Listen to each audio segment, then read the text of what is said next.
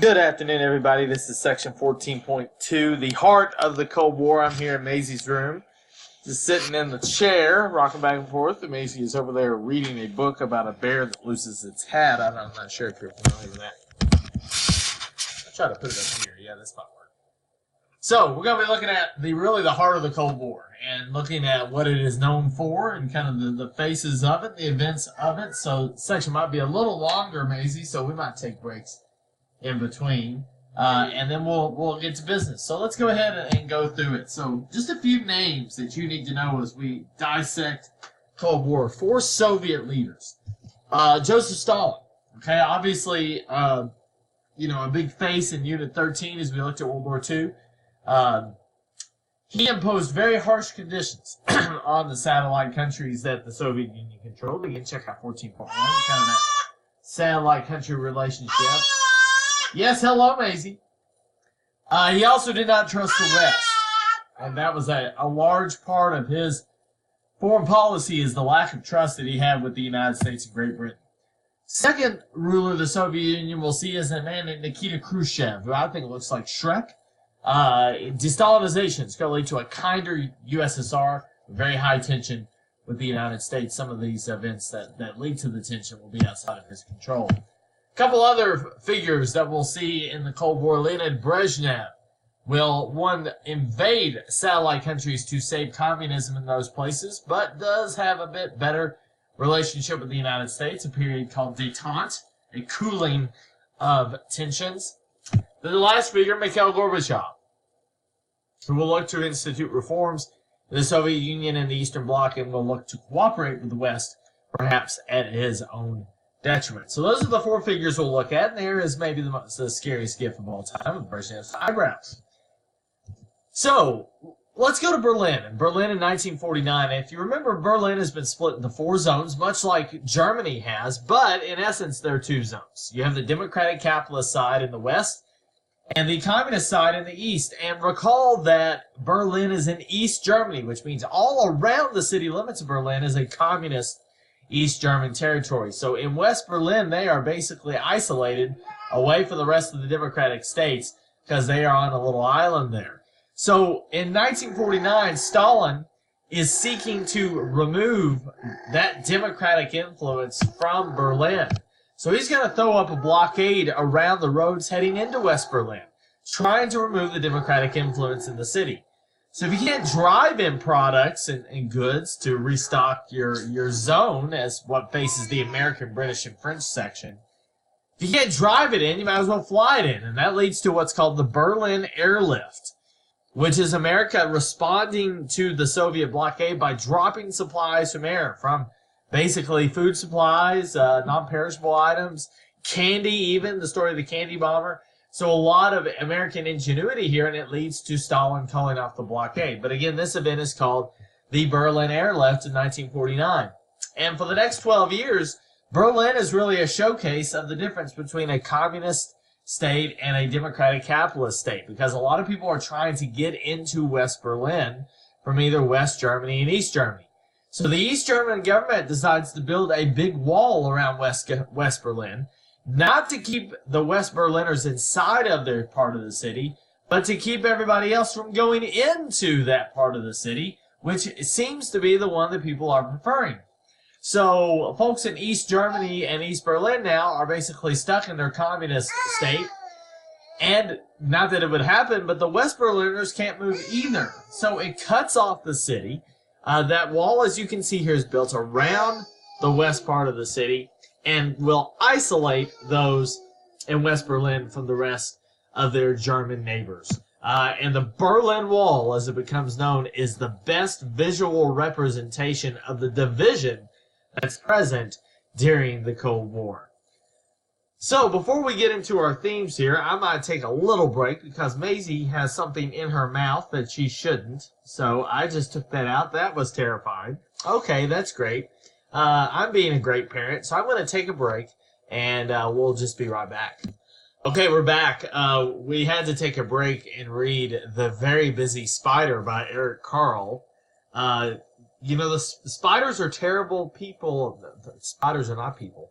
They are terrible creatures that are Satan's beans and 8 legs. So, Maisie, I don't know if we should be, like, reading about the very busy spider, because this is Satan's work right here. Okay, now she wants us to read Classic Lit A to Z, which I do appreciate that you would want to read that, Maisie. But let me talk about 2 Cold War themes, and then we'll finish reading our books. Okay. Yeah, that sounds good. First theme, the Cold War is going global. The conflicts will arise all over the world, which are proxy wars, which are representative of communism versus capitalism. They are proxy wars between the West and East. And we're also going to see Soviet attempts to give some freedoms in Eastern Europe backfire because they result in several revolts against communist rule. So let's go to Korea, which is a country that was divided after World War II, and the Japanese were kicked out, divided into communist North and democratic capitalist South. Well, after that point, in about 1950, the North decides to invade the South. The South, with the help of United Nations troops from America and other countries, pushes the North back. But then the South decides, you know what, while we're at it, we're going to try to get more land, so they invade the North. But as it turns out, they have a peace conference, well, not even that, a ceasefire, to call for an end to the fighting. And what's important to understand is that the fighting has never ended, even though that they stopped firing guns. The Korean War has never officially ended. Now, we're here in April 2018, and world events might change that here soon. But at this point, the Korean War is still on, and it was a conflict between capitalist South and communist North. So again, yes, I know, the Cold War playing out on the world stage. A couple years later in Cuba, look who's here. A couple of years later in Cuba, in 1959, the Truman Doctrine fails. Remember the Truman Doctrine of containment. The idea that we're trying to contain communism to where it's at. Communism invades Cuba, and Cuba, thanks to the leadership of Fidel Castro, becomes a communist state friendly to the Soviet Union. A year after a failed invasion by the United States to try to remove Castro from power, the United States, through satellite imagery, discovers that there are Soviet missiles in Cuba, 90 miles away from our border. It's quite possible that the Soviet Union is using Cuba to exert power over the United States. It's not impossible, that's what's happening. I'm not going to leave it to a possibility. So to respond, America throws up a... Okay, yes. America throws up a... Okay, we're gonna have to deal with Miss Fussy Pants, and I'll be right back. Okay, we're back. I'm just going to feed Maisie Nilla wafers until she's quiet. So I don't know if that's great parenting, but you know, not sue me.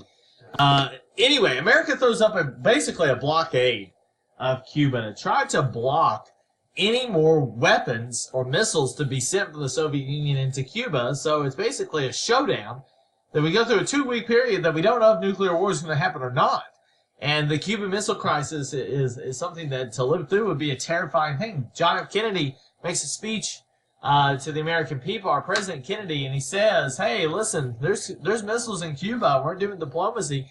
We really don't know how this is going to turn out. But as it does, at the end of October 1962, things look better as the crisis is avoided, thanks to some tense diplomacy. And it leads to a test ban treaty of nuclear weapons. So now we can't just test nuclear weapons to intimidate each other, the Soviet Union and the United States. So it's actually leads to a little bit of de-escalation. De-escalation. That's a word, I guess. Let's go back or go forward a little bit to Afghanistan. All right.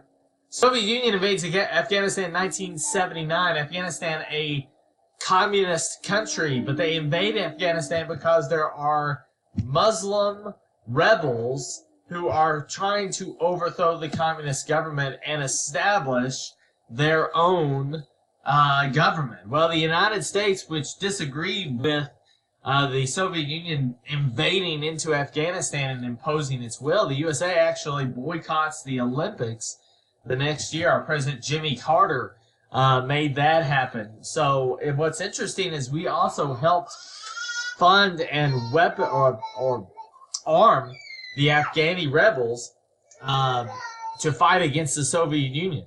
And some of those weapons perhaps used later in the hands of the development of the Taliban. And there's some other steps there in Afghani history.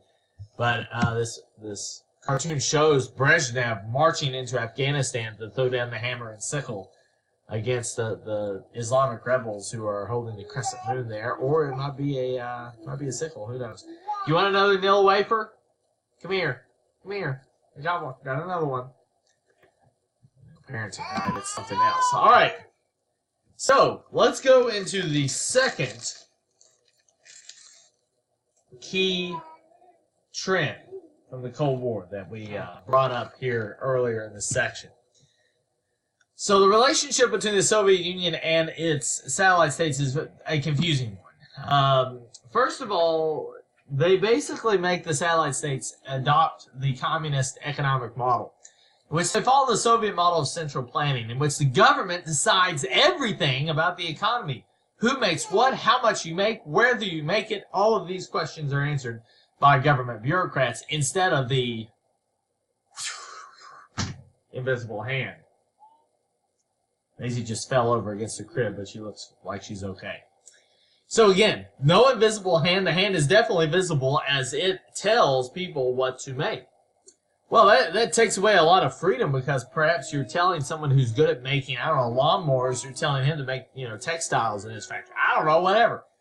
But these bloc members specialize their production based on what Moscow wants, and their democratic rights are definitely restricted by the Soviet Union's government in Moscow, and also the communist government that is set in each of those countries. So it is not the greatest place to be if you like your freedom. That's definitely the way it is under Joseph Stalin, and then Stalin dies. When Stalin's dead, we have the emergence of Nikita Khrushchev, who launches a program called de-Stalinization. Now, with that, he wants to shift the focus of the Soviet economy from one that was focused so highly on industrial military goals to one that is much more focused on consumer goods and agriculture, something that could actually help the people of the Soviet Union live their lives better. And again, remember, the government decides everything. This isn't the free market saying we need to make more consumer goods. This is Khrushchev and the communist government in Moscow deciding this. He also wanted to move the USSR away from Stalin's policies, 5-year plans, collectives, these dehumanizing things. And Khrushchev says, it's okay now that we, speak out against Stalin. That is fine. Let's have at it. Let's talk about how crappy this guy was. That's perfectly fine. I've moved into the living room. The hockey is on TV, if you can see back there. The hockey is on my shoulder. And Maisie's making all sorts of noise, so I'm trying to run away from her. Okay, sorry, I had to go refill her Nilla wafer count. Anyway, so again, once Khrushchev says, let's just talk about how bad Stalin is, that starts to encourage some of the satellite states to say, you know what? It's not just Stalin. It's kind of this whole satellite state communist government thing. We don't really like it. And you start to see some revolts. 1956 Hungary. Khrushchev has promised a kinder Soviet Union. Hungary then attempts to go anti-communist, and Khrushchev will send in the tanks, even though Stalin's marbleized head is rolling through the streets. Hungary attempting to go anti-communist, Khrushchev will shut it down. 1968. Czechoslovakia had seen a whole spring of hope and change at a time where the communist government there had promised certain individual rights for the people. This period was called Prague Spring. It was such a hopeful time. The Soviets sent in the tanks to put it down. And here's some pictures of a tank, which has been much worse to wear. And then this guy just trying to go to work, but we're sending in the tanks. Last example of Soviet intervention against the satellite states is in Poland, in which the Workers' Union Solidarity had called for more workers' rights. In fact, the Pope, John Paul II, had played a role in preaching and pushing for natural rights in his home country. But the Polish army is going to shut down Solidarity and declare the workers' union illegal before the Soviet Union sends in the tanks. And Brezhnev was responsible for many of those tank-sending missions. The point here is that even though post-Stalin, the Soviet Union attempts to become a little bit more kind, a little bit more open in its discussion of its past and to criticize the government, it's not open enough to where it encourages the satellite states to experiment with different forms of government and institute democratic reforms. So that is the heart of the Cold War. There's so much more of the Cold War we could have got into, but we are really limited for time, so that's what we'll leave it with. Meanwhile, we're here in the bathroom, and Maisie is doing something. Maisie, what would you like to say? Anything? Nope, there she goes. So, that is the end of 14.2. 14.3, we will wrap up the Cold War with Mikhail Gorbachev and see all the things that he did. So, we'll see you then.